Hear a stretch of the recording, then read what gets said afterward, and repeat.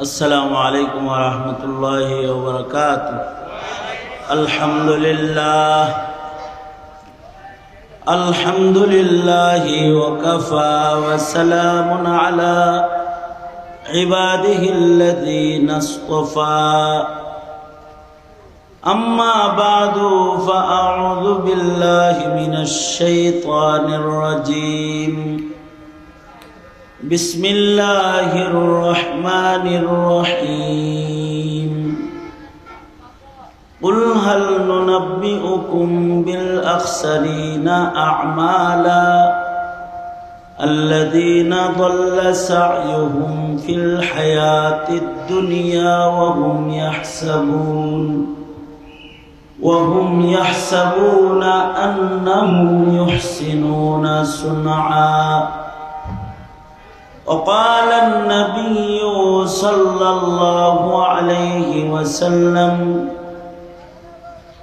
رب عمل صغير تعظمه النية رب عمل كبير تصغره النية، أو كما قال عليه الصلاة والسلام.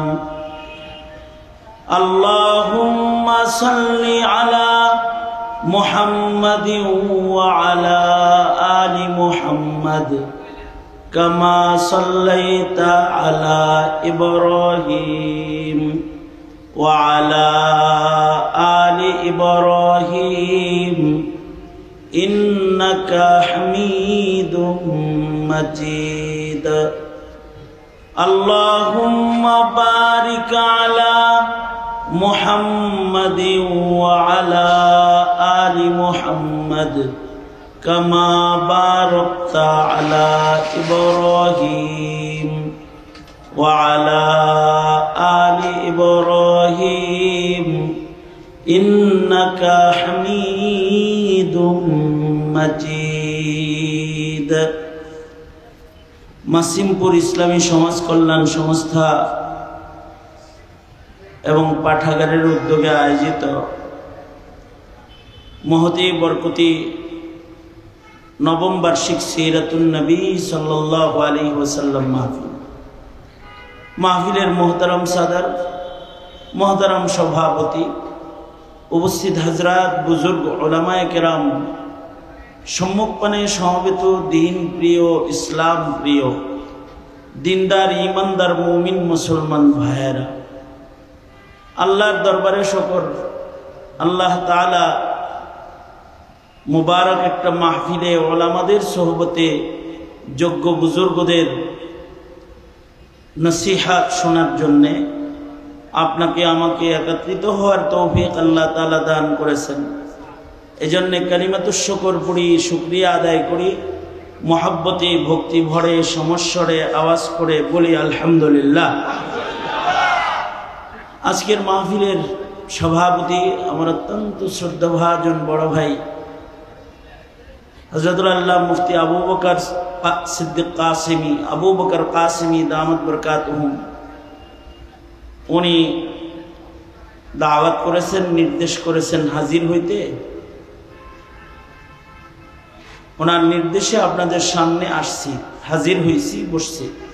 আমার পূর্বে আমার আর এক বড় ভাই মৌলানা মাহমুদুল হাসান মুমতাজি দামাত বরকাতুহুম গুরুত্বপূর্ণ নসিহত আপনাদেরকে করেছেন। আমি বরকতের নিয়তে সূরাতুল কাহাফ থেকে দুটি আয়াত, নবীজির একটি হাদিস আপনাদের সামনে পেশ করেছি। কিছু কথা বলবার এরাদা, আল্লাহ তাআলা কিছু উপকারী কথা আপনাদের কানে পৌঁছে দেওয়ার তৌফিক দান করেন। আপনারা দোয়া করুন, বলুন আমিন। কোরআনে কারীমে 114টা সূরা থাকলেও এর কিছু কিছু সূরা আছে বহুল পঠিত, অধিক বেশি তেলাওয়াতকৃত সূরা। বড় সূরার ভেতরেও কিছু সূরা বেশি তেলাওয়াত হয়, ছোট সূরার ভেতরেও কিছু সূরা বেশি পরিমাণে তেলাওয়াত হয়। যেমন ছোট সূরা তো সূরা কাউসারও আছে, কনিষ্ঠ সূরার একটি। এটা এত বেশি তিলাওয়াত হয় না, সূরাতুল ইখলাস ছোট সূরা, এটা যত তিলাওয়াত হয়, সূরাতুল ইখলাস তিলাওয়াতের কারণে কাউকে কাউকে ফেরেশতারা আলাদাভাবে চিনত সাহাবায়ে কেরামের ক্ষেত্রে। এত বেশি তিলাওয়াত হয় সূরাতুল ইখলাস, কারণ কিছু কিছু সূরা তিলাওয়াতেরই আলাদা কিছু বরকত আছে। বুঝা, আলোচনা হওয়া, এর ভিতরে কি আছে খুঁজে বের করা, তাফসীর ব্যাখ্যা না, শুধু পড়লেই একটা ফজিলত আছে কিছু কিছু সূরা। যেমন সূরাতুল ইখলাস যদি একবার কেউ পড়ে, সূরা ইখলাস একবার পড়লে 10 পারা পরিমাণ কোরআন পড়ার সওয়াব আমলনামায় জমা হয়। 2 বার পড়লে 20 পারা পরিমাণ কোরআন তেলাওয়াতের সওয়াব, 3 বার পড়লে 1 খতম পরিমাণ কোরআন পড়ার সওয়াব আমলনামায় জমা হয়ে যায়। 6 বার পড়লে 2 খতম, 9 বার পড়লে 3 খতম। আর যদি কেউ 10 বার সূরাতুল ইখলাস এক বসায় পড়ে ফেলে, তার জন্য মহান আল্লাহ খুশি হইয়া জান্নাতের মধ্যে তার জন্য একটা প্রাসাদ বাড়ি বানায়। ফজিলত, এর দ্বারা প্রাপ্তি আছে আলাদা, সেই প্রাপ্তিগুলো পাওয়ার আশায় সূরা বেশি তিলাওয়াত হয়। এক সাহাবী তো এত বেশি পড়তেন, নামাজের রাকাতেও পড়তেন। নবীজি জিজ্ঞেস করছেন, এত পড়ো কেন? সাহাবী বলে, এই সূরাকে আমি ভালোবাসি। আল্লাহর রাসূল বলেন, এই সূরা তোমাকে আল্লাহর জান্নাতে পৌঁছায় দেবে। একবার নবী আলাইহিস সালাতু ওয়াস সালাম, আল্লাহর নবী আর হযরত জিবরাইল একসাথে বসে রয়েছে। তো সামনে দিয়ে একজন চাদর দিয়ে মুখ ঢেকে যাইতেছে। তো হযরত জিবরাইল আল্লাহর রাসূলকে বলে, ও আল্লাহর নবী, এই যে চেহারা ঢেকে যায় তার নাম আবু যার, আপনার সাহাবী আবু যার। আল্লাহর রাসূল বলেন, তাকে আপনিও চিনেন? হযরত জিবরাইল বলে, শুধুই মাত্র তাকে আমি চিনি তা না, আসমানের যত ফেরেশতা আছে সবাই তাকে চিনে। আল্লাহ তাআলা তার সাথে ফেরেশতাদের সাথে পরিচয় করায় দিয়েছে। কি কারণে তার সাথে ফেরেশতাদের পরিচয়, আল্লাহ তাআলা তার পরিচয় ফেরেশতাদের সাথে কেন করায় দিল, কি ফজিলত, কোন আমলের কারণে? হযরত জিবরাইল বলেন, ওয়াজহান, 2 কারণে আপনার এই সাহাবীকে আসমানের ফেরেশতারাও চিনে। একটা কারণ হলো সিগারুন নফস, তারাস লিসিগারিহি আলা নফসিহি, নিজেকে নিজে ছোট মনে করে। নিজেকে নিজে ছোট মনে করার কারণে আল্লাহ তাআলা তারে পছন্দ করে। আর যারা নিজেকে বড় মনে করে, শিক্ষা দীক্ষা ভালো মনে করে, আমার চাইতে শিক্ষিত কেউ নেই, একটু পাগড়ি পেঁচায় তসবিহ হাতে ঘুরে নফল নামাজ পড়ে চিন্তা করে আমার চাইতে বড় আবেদ আর এই গ্রামে নাই, এই মহল্লায় আমার চাইতে বড় আমির সাহেব নেই, এই মহল্লায় আমার চাইতে বেশি আশিক জাকির নাই, এই মহল্লার ভেতরে আমার চাইতে বড় ধনী নাই। বাবা বসে আর কি, নিজের ভেতরে যদি এমন ভাব কারোর এসে যায়, মহান আল্লাহর কাছে এটাও পছন্দ। আর সিগারুন নফস, নিজেকে নিজে ছোট মনে করে, নিজেকে আমির মনে না করা, ফকির মনে করা, এটার ভিতরে একটা ফজিলত।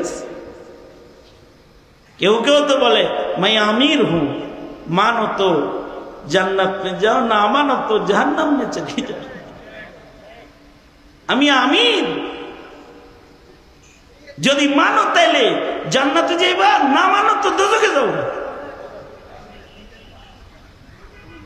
এই হালাতগুলোই আল্লাহ পাকের পছন্দ না। সিগারুন নাফস, নিজেকে নিজে ছোট মনে করবে। অপরাধী নিজেকে অপরাধী মনে করলে আল্লাহ তাকে তওবা নসিব করে এবং মাগফিরাত দান করে। সুবহানাল্লাহ, আরো আস্তে করে বলেন সুবহানাল্লাহ।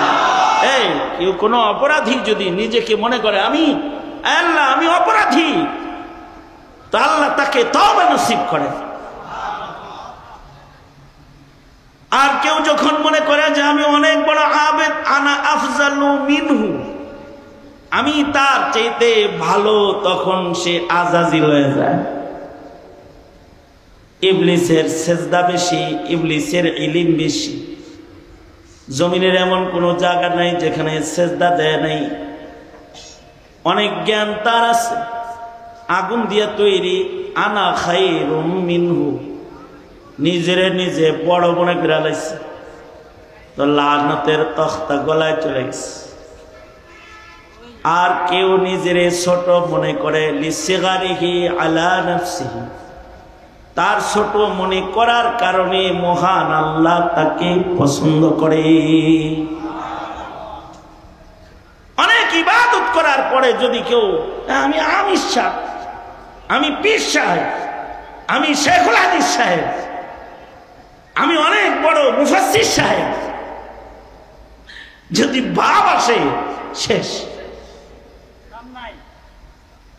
এটা একটা গুণ। বুখারী শরীফের ভেতরে আল্লাহর রাসূল সাল্লাল্লাহু আলাইহি ওয়াসাল্লাম হাদিসের মাধ্যমে তো নবীজি কত খবর দিয়েছেন। ইমাম বুখারী রাহমাতুল্লাহি আলাইহি বনি ইসরাইলের আজীব কিছু কাহিনী নবীজি বর্ণনা করে উম্মতকে শোনাইছেন। ইমাম বুখারী রাহমাতুল্লাহি আলাইহি বনি ইসরাইলের ঘটনা শোনানোর শিরোনাম দিয়ে আলাদা শিরোনাম বানায় তাদের ঘটনাগুলাকে এক জায়গায় আনছেন ইমাম বুখারী রাহমাতুল্লাহি আলাইহি। তার ভেতরে এক কাফন চোরার ঘটনা আছে। এক কাফন চোর, সে কাফন চুরি করত, কিন্তু সে যে কাফন চোর, সে যে নিকৃষ্ট, এটা তার বুঝে আসছে। এই কাফন চোরা মৃত্যুর আগ দিয়া তার সন্তানদেরকে বলতেছে, হে সন্তানেরা, আমি নিকৃষ্ট, আমার মতো নিকৃষ্ট আর কেউ নাই, তাই আমি মরে গেলে তোমরা আমার আগুন দিয়া পোড়ায়া ছাই বানায় দিবা। আমি যখন আগুনে পুড়ে ছাই হয়ে যাব, এই ছাই গুলাকে দুই ভাগ করবা। এক ভাগ ছাই বাতাসে উড়াইয়া দিবা, আর এক ভাগ ছাই পানিতে ভাসাইয়া দিবা। সন্তানেরা বলে, কি লেগে এমনটি করব? মহান আল্লাহর কাছে দাঁড়ানোর ক্ষমতা আমার নাই, আমাকে যেন খুঁজে না পাওয়া যায়। আমি বাতাসে মিশে যাব, পানিতে মিশে যাব, আমাকে যেন খুঁজে না পাওয়া যায়। আমাকে ছাই বানায়া তোমরা পানিতে ভাসাইবা, বাতাসে উড়ায়া শেষ করে দিবা, আমাকে অস্তিত্ববিহীন করে ফেলবা। আল্লাহর রাসূল বলেন, বাবার ওসিয়ত, সন্তানরা বাবার লাশ পোড়ায়া ছাই পানিতে ভাসায়া দিছে, বাতাসে উড়াইয়া দিছে। নবীজি খবর দিচ্ছেন, আল্লাহর রাসূল খবর দিতেছেন যে আল্লাহ তাআলা তাকে একত্রিত করছেন। বাতাসকে বলছেন, হে বাতাস, তোর ভিতরে একজন পালাইছে না, বাইর করে দে। বাতাস কার গোলাম? আওয়াজ করে জোরে বলেন, কার গোলাম? পানিকে বলছে, এই পানি, তোর ভিতরে একটা পালাইছে, বের করে দে। বের করে দিচ্ছে। লোকটা দাঁড়ায় গেছে। अस्तित्वहीन के अस्तित्व देने वाला महान अल्लाह व हुवा अला कुल्ली शैइन कदीर তিনি সব কিছুর উপরে কাদের মুতলাক তিনি সক্ষম সব কিছুর উপরে সক্ষম মানুষ অক্ষম রাজা প্রজা সবাই অক্ষম দলের প্রধান কর্মী সবাই অক্ষম, ইমাম মুসল্লি সবাই অক্ষম, ধনী দরিদ্র সবাই অক্ষম। সক্ষমতা একজনের শান, তিনি কে? জোরে আওয়াজ করে বলেন, তিনি কে?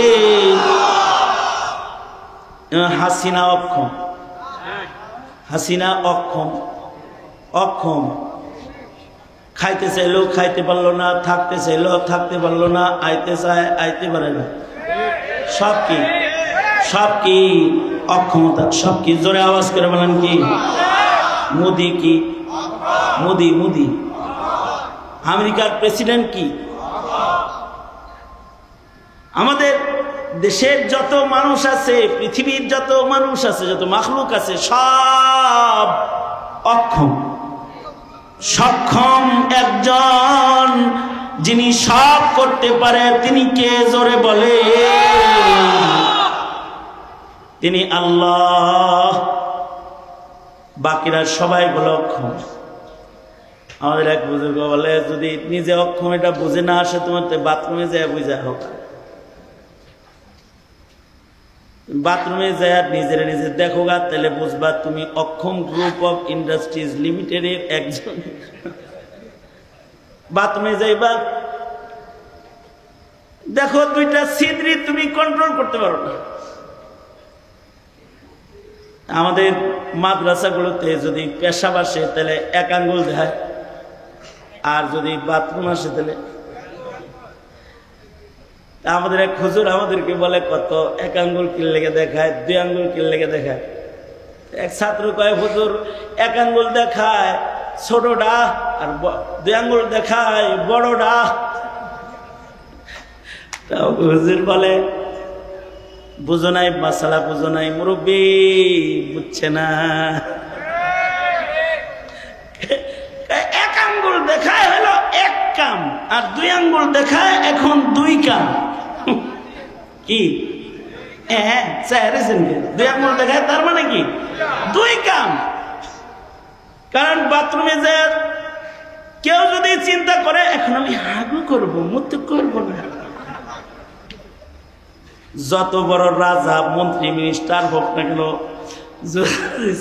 ধরেও রাখে, রশি দিয়ে বাঁধে রাখলে একা ছোটা বাইরে হয়ে যায়। কারণ হলো কি? অক্ষম মানুষ। কি? জোরে আওয়াজ করে বলেন, মানুষ কি? জোরে বলেন। সক্ষম একজন, তিনি কে? কোন কাজে সক্ষম? সব কাজে সক্ষম। ওহুয়া আলা কুল্লি শাইইন কাদির। যত কিছু আছে সব কিছুর সক্ষমতা একজনার, তিনি কে? এটা যখন নষ্ট হয় তখন নিজের ক্ষমতা মানুষ দেখাইতে চায়। এটা একটা গুরুত্বপূর্ণ ঈমান। এই ঈমান যার থাকে না, ও হাসিনা হয়ে যায়, ও মুদি হয়ে যায়, ও সন্ত্রাসী হয়ে যায়, ও জালেম বনে যায়, জালেম হয়ে যায়, ভুলে যায়।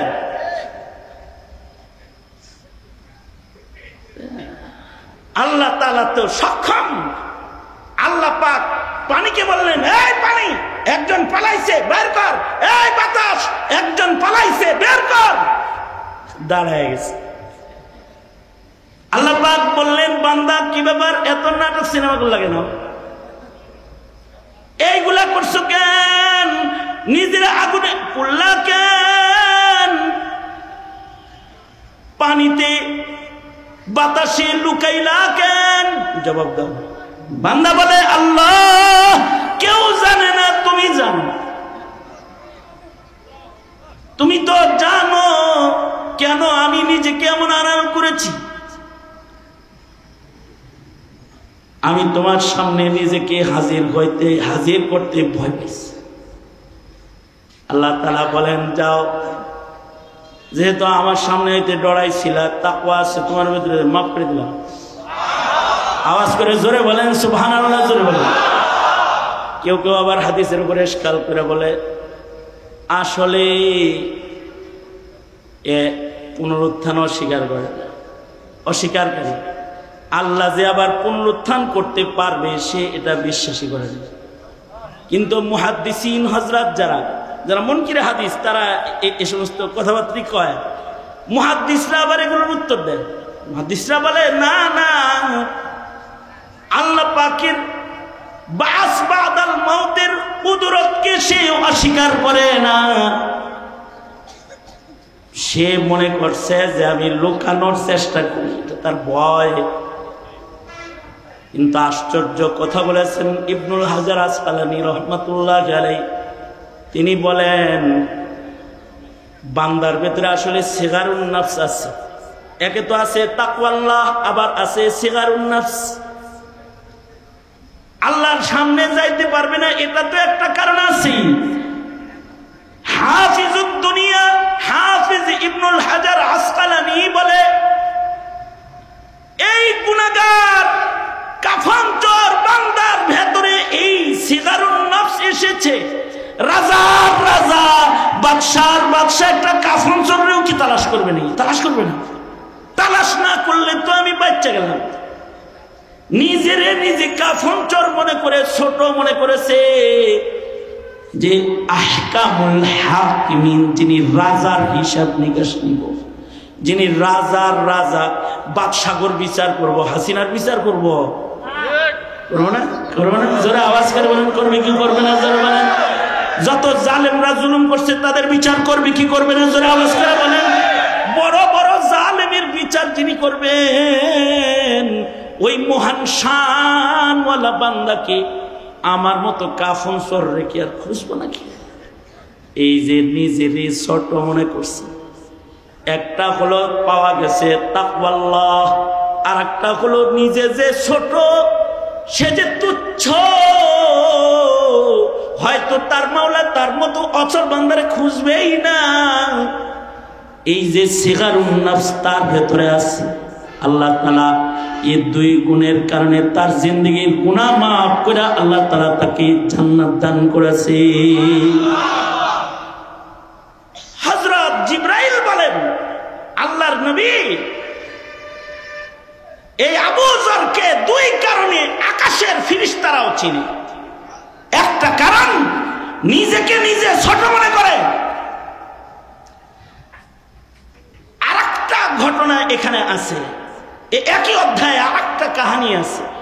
যেহেতু মার্কেট এরিয়া তাই ওইটাও বইলা দেই। সেটা হলো আরেকজন গুনাহগারকে আল্লাহ তাআলা মাফ করে দিছে বনি ইসরাইলে। সেই গুনাহগার এরকম দোকানদার ছিল,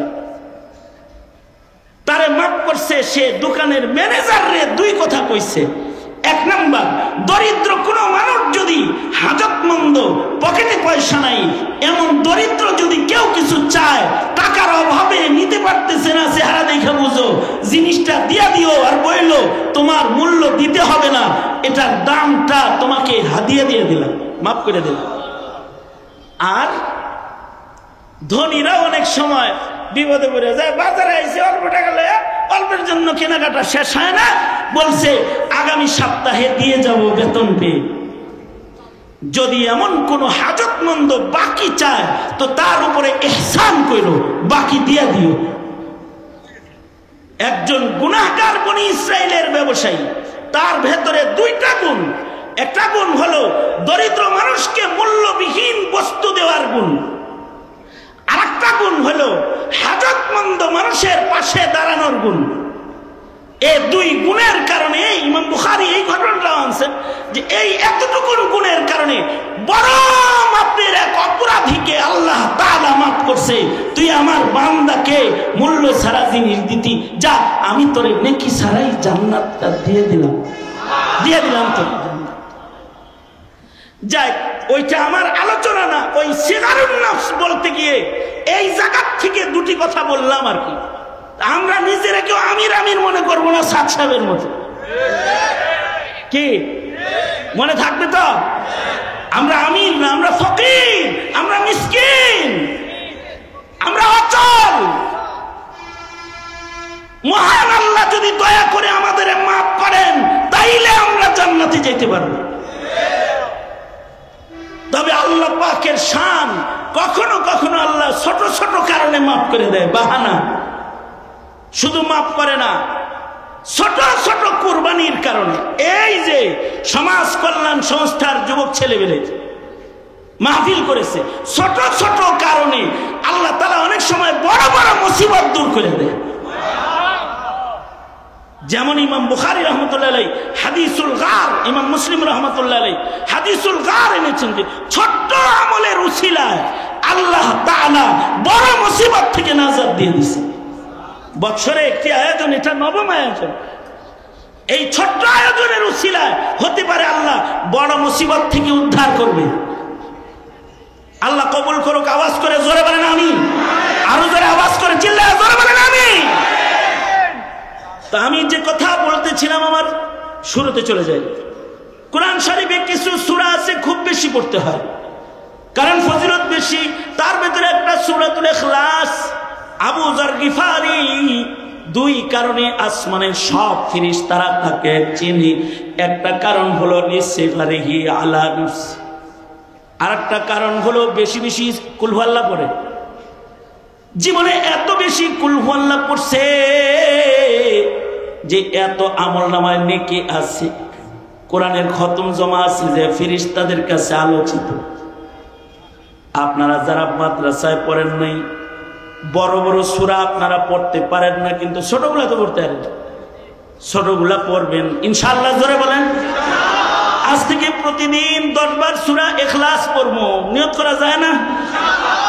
সকালে 3 বার, সন্ধ্যায় 3 বার পড়বো, নিয়ত করা যায় না? হার নামাজের পরে একবার করে কুল হুয়াল্লাহ পড়বো, ফালাক নাস পড়বো, নিয়ত করা যায় না? ইনশাআল্লাহ বলেন, জোরে করে বলেন ইনশাআল্লাহ। এতটুকুন কোরআন না, আরেকটু বেশি যদি পড়তে পারেন, তাবেঈন, তাবে তাবেঈন, মুহাদ্দিসিন, আইম্মায়ে মুজতাহিদিন পর্যন্ত একটা জমানা গেছে বাবা। হাসিনা তো 16 বছর পর্যন্ত মক্তব বন্ধ করে দিয়া কালিমা পড়া ভুলায় লাইছে। সকালবেলা সবাই মক্তব বন্ধ করে দিয়েছে, মাদ্রাসা বন্ধ করার চক্রান্ত করেছে, মুহতামিমদেরকে জেলখানায় দিয়েছে, কত হাজার হাজার মুহতামিমকে দৌড়ের উপরে রাখছে। মাদ্রাসাগুলোর কি অবস্থা হয়েছে? মক্তবগুলো বন্ধ হয়ে গেছে। কিন্তু যদি কিছু কোরআন মজিদের তিলাওয়াত হয়, যেমন ফজরের পরে সূরা ইয়াসিন, ভোরবেলায় সূরাতুর রহমান, মাগরিবের পরে সূরাতুল ওয়াকিআ, ঘুমের আগে সূরা মুলুক। এই যে এমন কিছু আমল যেগুলো, এগুলো আগের জমানার বাচ্চা বাচ্চা পোলাপানেও করত, নারী পুরুষ সবাই এগুলো মুখস্থ ছিল আগে। সূরা ইয়াসিন সব মুসলমানের মুখস্থ ছিল, সূরা ওয়াকিয়া সব মুসলমানের, নারী পুরুষ সবার মুখস্থ ছিল। এমনকি এই যে আগামীকালকে ইয়াউমুল জুমআহ, যে কথাটা বলার জন্য আমি আপনাদের সামনে সূরা কাহাফ থেকে আয়াত পড়ছি, সেটা হলো ইয়াউমুল জুমআতি সূরা কাহাফের তিলাওয়াত। বড় সূরার ভেতরে এটা গুরুত্বপূর্ণ একটা সূরা। সপ্তাহে জুমাবারে একবার যদি কেউ তিলাওয়াত করে, এই আমার কথাটা ভালো করে শুনলে অটোমেটিক সুবহানাল্লাহটা বাইরে হইব, আর কি ভালো করে শুনলে বাইরে হইব। যদি শুক্রবারে ইয়াউমুল জুমআতে সূরা কাহাফ এর তিলাওয়াতের আমল কেউ যদি বাকি রাখে, যারা সূরা কাহাফ জুমাবারে পড়বে, তিলাওয়াত করবে, নবীজি খবর দিয়েছেন আল্লাহ তাআলা এমন কোরআন পড়নে ওয়ালাদেরকে দাজ্জালের ফিতনা থেকেও হেফাজত করবে। যদি কেউ সূরা কাহাফ পড়ে, তাহলে তাকে দাজ্জালের ফিতনা, এই দাজ্জালের ফিতনা কি ছোটখাটো ফিতনা? আল্লাহর রাসূল দাজ্জালের ফিতনার সিম্পটম বলেছে। কেমন? আল্লাহর রাসূল বলে, এক হাতে পানি, আর এক হাতে আগুন, এক হাতে জান্নাত, আর এক হাতে দোজখ। দোজখে পড়ে যাবে যারা, তাকে চিনা আগুনে পড়ে যাবে, কিন্তু ঈমান বাকি রাখবে, জান্নাতে ঢুকে যাবে। আরো খতরনাক কাম হইল, দাজ্জাল মানুষকে হত্যা করবে, আবার জীবিত করবে। হাসিনা তো খালি হত্যা করছে, জীবিত তো আর করে না। দাজ্জাল কি করবে? দাজ্জাল হইল মানুষকে কতল করবে, আবার মানুষকে জীবিত করবে, কতল করবে আবার জীবিত করবে। ফিতনাটা কি ছোটখাটো না ভয়ঙ্কর? দাজ্জালের তেলেসমাতির ভেতরে আরেকটা তেলেসমাতি হলো, জিগাইবো, এই আব্দুর রহমান বাপ আছে মা আছে? না নাই। কয় বছর আগে মরছে? 10 বছর 15 বছর। দেখতে মনে চায়নি মা বাপ? মা বাপ কার না দেখতে মনে না চায়? তো সে বলবে হ্যাঁ দেখান। হাদিসে আছে দাজ্জাল 10 বছর 15 বছর 20 বছর আগের মরা মা বাপের জিয়ারত সন্তানকে করাবে। কেমনে কেমনে করাইবো? এমনি করাইবো, শয়তানের আন্ডারে শয়তান থাকে। যেমন মোদির আন্ডারে হাসিনা থাকে, হাসিনার আন্ডারে আরো কিছু থাকে, আছে না? কি কথা কন নাকি? বুজুর্গের আন্ডারে বুজুর্গ থাকে, শয়তানের আন্ডারে শয়তান থাকে, দুষ্টর আন্ডারে দুষ্ট থাকে, বেঈমানের আন্ডারে বেঈমান থাকে, মুশরিকের আন্ডারে মুশরিক থাকে, মুশরিক যে তার আন্ডারে মুশরিক থাকে। দাজ্জাল যেহেতু শয়তান নাম্বার 1, এই উম্মতের সবচেয়ে বড় ফিতনা, তো দাজ্জালের আন্ডারে ইবলিস শয়তানও থাকবে। ইবলিস শয়তান দাজ্জালের আন্ডারে কর্মী হিসেবে থাকবে। ইবলিসকে দাজ্জাল আদেশ করবে, এই ওর মা বাবার আকৃতি ধরে দুই শয়তান দুই আকৃতি ধরে খাড়া, একজন বাবার আকৃতি ধরবি আর একজন মায়ের আকৃতি ধরবি।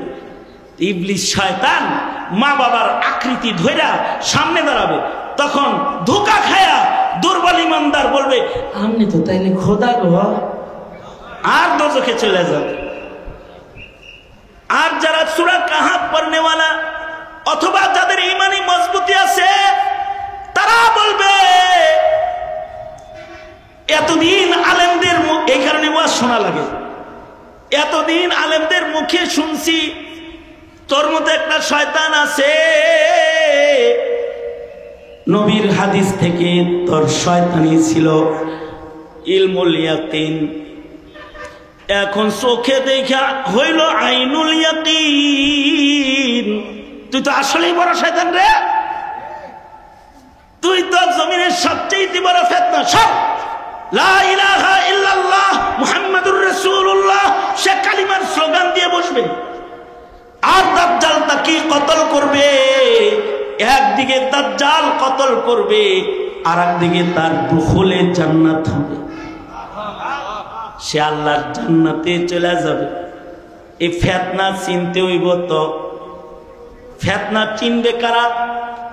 হাকিমুল উম্মত থানবী রাহমাতুল্লাহ আলাইহি বলেন, কমাস কম সন্তানরে বিশুদ্ধ কুরআন শিখাও, তোমার সন্তানরা ফিতনা চিনতে পাবে।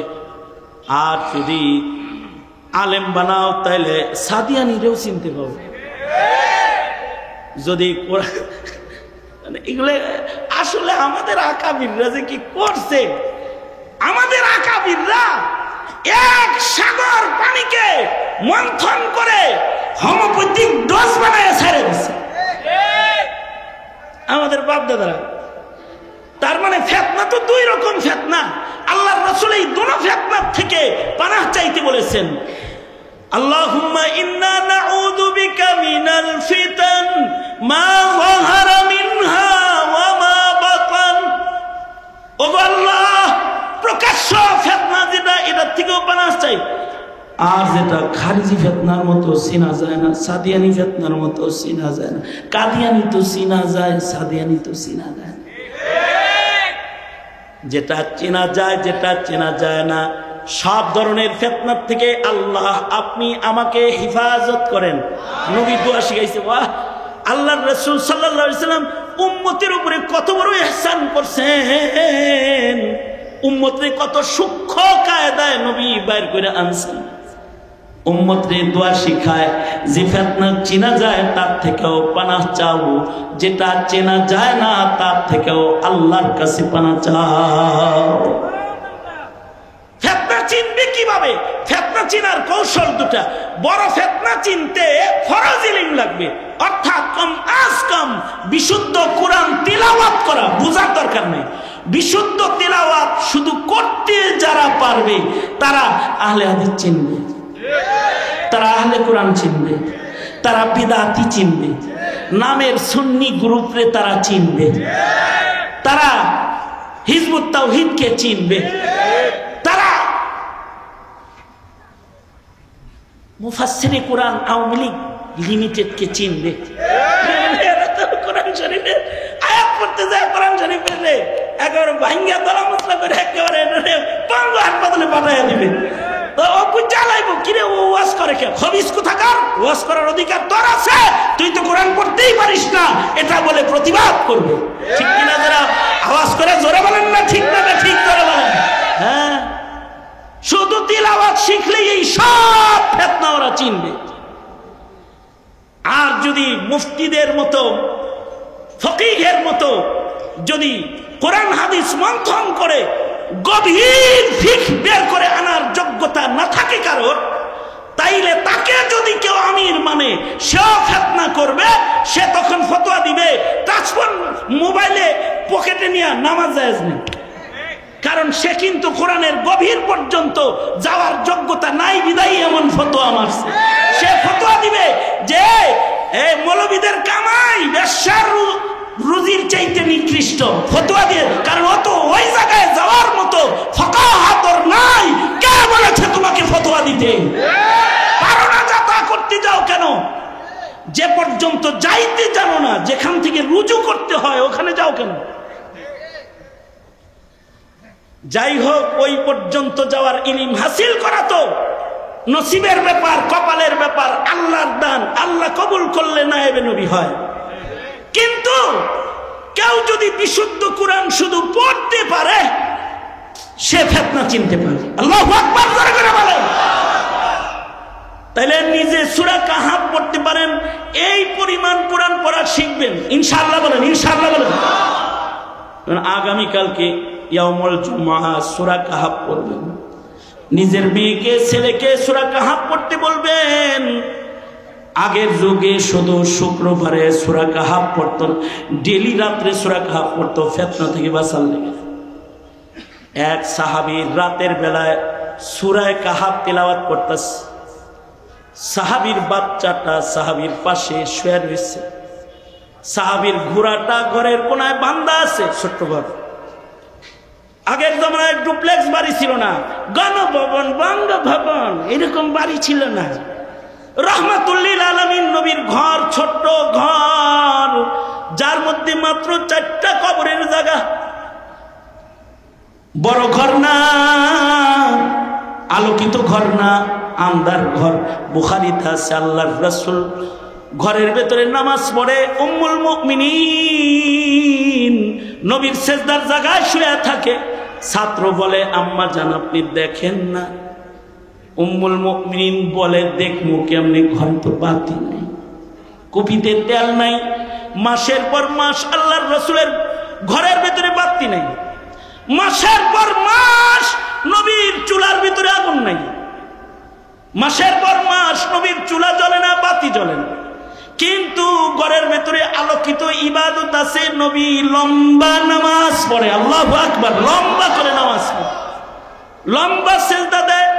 যে ঘরে লম্বা নামাজ হয়, যে ঘরে ইবাদত হয়, ওই ঘরের মালিকদের নাম আসমানে ইবাদুর রহমান গ্রিনিজ বুকে উঠা যায়।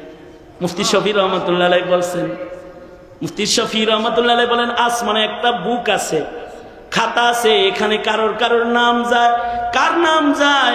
তার নাম যাবে না যার ঘরে টিভি আছে, যার ঘরে ডিশ লাইন আছে, যার ঘরে সিনেমা নাটক আছে, তার নাম চলে যাবে। যার ঘরে সেজদা আছে, যার ঘরে নামাজ আছে, যার ঘরে কোরআন তেলাওয়াত আছে। আল্লাহু আকবার বলেন। ওয়াল্লাযীনা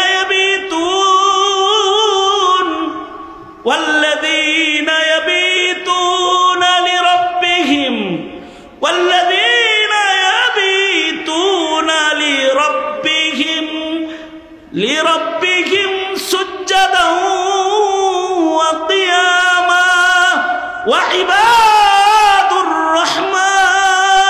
وعباد الرحمن الذين يمشون على الأرض هونا وإذا خاطبهم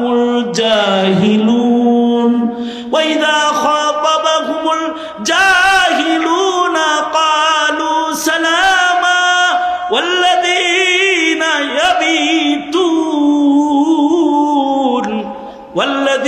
يبيتون لربهم سجدا وقياما যাদের ঘরে নামাজ, যাদের ঘরে সিজদা, যাদের ঘরে ইবাদত রাতের আধারে হয়, এই ঘরওয়ালাদের নাম আকাশে সফল বান্দার দপ্তরে উঠে যায়।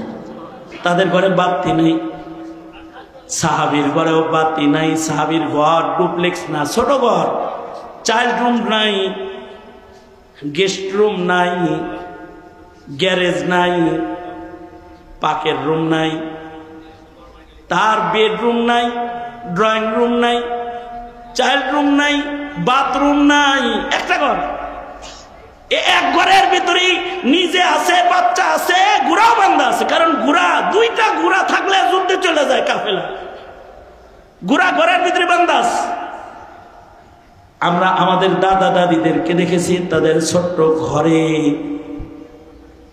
তারা ছাগল, ভেড়া এগুলো চোখের নিচে বাঁধে রাখত। কারণ সেই যুগে এত বিল্ডিং, এত ঘর নেই। আমার যত ঘর, আমার দাদির অত ঘর ছিল না। আমার দাদির ঘর যত ছোট, সাহাবীর ঘর তার চাইতে ছোট। ঘরের ভেতরে সাহাবী কোরআন পড়ে, ঘরের ভেতরে বাচ্চা ঘুমায়, ঘরের ভেতরে ঘোড়া বান্ধা। হঠাৎ করে দেখে আসমান থেকে আলো বর্ষিত হইতেছে, ঘোড়াটা লাফাইতেছে। সাহাবী ভয়ে কোরআন তেলাওয়াত বন্ধ করে দিয়েছে। আল্লাহর রাসূল সাল্লাল্লাহু আলাইহি ওয়াসাল্লামের কাছে যায় বলে, ওগো আল্লাহর নবী, রাত্রে সূরা কাহাফ পড়তেছিলাম, আমার ঘোড়া লাফান শুরু করছে, আলোকিত হয়ে গেছে ঘর, আসমান থেকে কি যেন বিত্রাহে, ভয়ে বন্ধ করে দিছি। নবীজি বলে, সাহাবী কোরআন তেলাওয়াত কেন বন্ধ করলি? সাহাবী বলে, ভয়ে বন্ধ করছি, ঘোড়াটা যদি লাফ দিয়ে এসে আমার বাচ্চার বুকে পড়া দেয়, এই ভয়ে তেলাওয়াত বন্ধ করে দিছি। আল্লাহর রাসূল বলে, সাহাবী তুই যখন ঘরের ভেতরে সূরা কাহাফ পড়তেছিলি, মহান আল্লাহ এত খুশি হইছে, আকাশ থেকে সাকিনা বৃষ্টি তোর ঘরের ভিতরে নাজিল হইতেছিল, আর ফেরেশতারা তোর ঘরে আসা যাওয়া করতেছিল। সাহাবী যদি তুই তেলাওয়াত বন্ধ না করতি, তাহলে ফেরেশতারা তোর সাথে মুসাফা করত। দুনিয়ায় তুই মুসাফা পায়া যেত। কারোর আমলের পাওয়ার এত বেশি, আর কারোর আমল নষ্ট করে আলায়। ইমান নাই, আমল করছে, নষ্ট হয়ে যায়। নিয়ত খারাপ, মুনাফিকি আমল করছে, নষ্ট হয়ে যায়। রিয়াযুক্ত আমল করেছে, আমল নষ্ট হয়ে যায়। মাসায়েল সারা আমল করেছে, আন্দাজে মান্দাজে আমল করেছে, নষ্ট হয়ে যায়। যেমন হাসিনা অনেক মসজিদ বানাইছে, কিন্তু নষ্ট হয়ে গেছে। কি দান্দায় বানাইছে আল্লাহ জানে। মসজিদ বানাইছে একটা, মূর্তি বানাইছে 36টা। এক থানায় মূর্তি বানাইছে 36টা, 50টা, 100টার মসজিদ বানাইছে একটা। এক মসজিদ বানায় মসজিদে করে যাইতে কয় নাই, কিন্তু পূজায় মূর্তির কাছে সবাই দাওয়াত দিচ্ছে। আমল তো করছে, 70 রাকাত করে নামাজ পড়ছে ডেইলি। হ্যাঁ, ডেইলি ইশরাক পর্যন্ত কোরআন শরীফ পড়ছে। কত আমল! তাবলীগের জায়গা দিছে, কাকরাইল মসজিদ দিছে, আমলের অভাব নাই। কিন্তু ঈমান নাই, আমলের কোনো দাম নাই। ঠিক কিনা? যারা আওয়াজ করে, যার ঈমান নাই তার আমলের দাম নাই। কুল হাল নুনাব্বিউকুম বিল আখসারিনা আ'মালা আল্লাযীনা দাল্লা সা'য়ুহুম ফিল হায়াতিদ দুনিয়া ওয়া হুম ইয়াহসাবুনা আন্নাহুম ইউহসিনুনা সুনআ। আমল অনেক করে আর হিসাব করে আমি আমির উপযুক্ত। ওয়াজ অনেক করে, মনে করে আমি বড় মুফতি সাহেব, আমার দারুল উলুম যাওয়ার কোনো দরকার নেই, আমার আলেমদের কাছে নত হওয়ার কোনো দরকার নেই, জমহুর গুল্লি মারি। আমল অনেক করে, কিন্তু আলেমী দ্বীনকে শ্রদ্ধা করার তার দরকার নাই। সে মনে করে আমার আমল যথেষ্ট। নিজের তাকাব্বুর, অহংকার, রিয়া দিয়া নিজের আমলকে যারা নষ্ট করে, আমল করে তো ভুল আমল করে, জিহাদ করতে যায় খুন করে, মাসালা না বুঝার কারণে করে। কি আকবের আছে জিহাদ করতে গেছে ইস্তেমায় যে খুন করে আলাইছে, এটা আমলটা করতে গেছে জিহাদ, কিন্তু খুন হয়ে গেছে।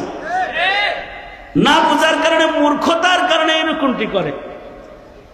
না বুঝার কারণে শুধু খুন করে না, নামাজ নষ্ট করে, ঈমান নষ্ট করে, সব নষ্ট করে, ঘর নষ্ট করে, সব নষ্ট করে না বুঝার কারণে।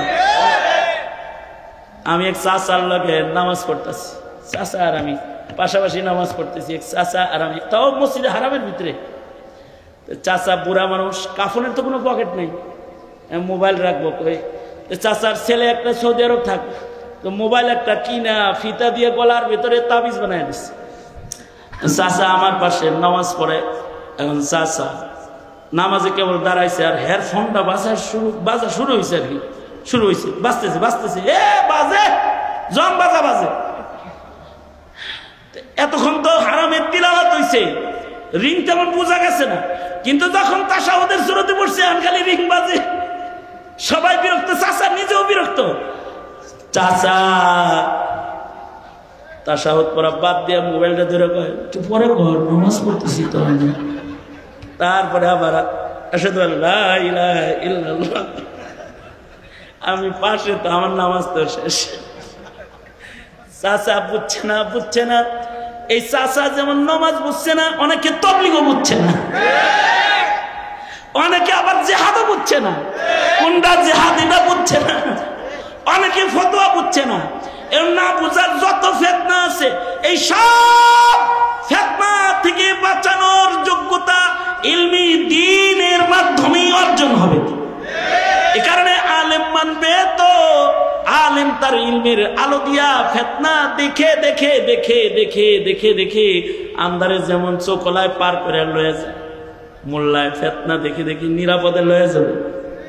এ কারণে ১ নাম্বার, সন্তানদেরকে ফিতনা চিনার উপযুক্ত ইলম দিতে হবে, আমল করার উপযুক্ত মাসাইল শিখাইতে হবে। আর নিজের প্রজন্মকে হক্কানি আলেমদেরকে মুরব্বী বানায় হাতে ধরায় দিয়ে যেতে হবে। এটা একটা বাপের দায়িত্ব। এটা বাপ হিসাবে ছেলেকে রাজনীতি শিখাইছো, ব্যবসা শিখাইছো, রাজনীতি শিখাইলা, ব্যবসা শিখাইলা, দুনিয়ায় পথ চলা শিখাইলা, দুনিয়ার সব শিখাইলা। বাপ হিসাবে ছেলে কার হাত ধরে কবর পর্যন্ত যাবে ২-১ জন দেখাইছ? যদি না দেখায় থাকো, তুমি একটা কুখ্যাত পিতা। কুখ্যাত পিতা। নিজের হাতে নিজের সন্তানকে হত্যা করার পরিকল্পনা তুমি নিচ্ছ। না ছেলেরে কোরআন শিখাও, না ছেলেকে কোরআন ওয়ালা চিনাও। মুহতারাম হাজিরিন, বেশি শক্ত করে বলা মাকসাদ না, শক্ত হয়ে যায় বলতে গিয়ে। এরপরেও যদি কেউ কষ্ট পান, মাফ করে দিবেন। কিন্তু উম্মতের উলামায়ে কেরাম যা বলে হৃদয় থেকে বেদনা সহ বলে, অনেক বুক ভরা বেদনা সহ বলে। কি দরকার আছে আপনাদের সাথে এমন তেরা তেরা কথা বলার?